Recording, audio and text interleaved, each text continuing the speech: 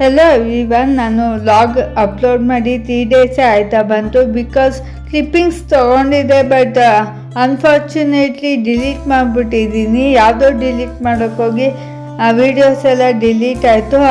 Memory full ಆಗಿತ್ತಲ್ಲ ಅಂದ್ಬಿಟ್ಟು ಕೆಲವೊಂದೆಲ್ಲ ಬೇಡದೆಲ್ಲ ಡಿಲೀಟ್ ಕೊಡ್ತಾ ಇದ್ದೆ. ಅವಾಗ ಅದು ಕೂಡ ಡಿಲೀಟ್ ಆಗೋಯ್ತು. ಹಾಗಾಗಿ ಯಾವುದೂ ಲಾಗ್ನ ಅಪ್ಲೋಡ್ ಮಾಡಲಿಲ್ಲ.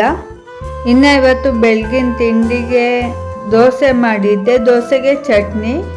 ಯಾಕೋ ಗೊತ್ತಿಲ್ಲ, ಹೇರ್ ಬಾಸ್ ಎಲ್ಲ ತುಂಬ ಇಷ್ಟ ಆಯಿತು. ಹಾಗಾಗಿ ನಾನು ಜಸ್ಟ್ ಮ್ಯಾಚಿಂಗ್ ಅಂದರೆ ಪೀಸ್ಗಳು ಮಿಕ್ಕಿರುತ್ತಲ್ಲ ಅದ್ರಲ್ಲಿ ಹೊಲ್ಕೊಳ್ಳೋಣ ಅಂದ್ಬಿಟ್ಟು ಎಲ್ಲ ಅಟ್ಕೊಂಡು ಕೂತಿದ್ದೆ.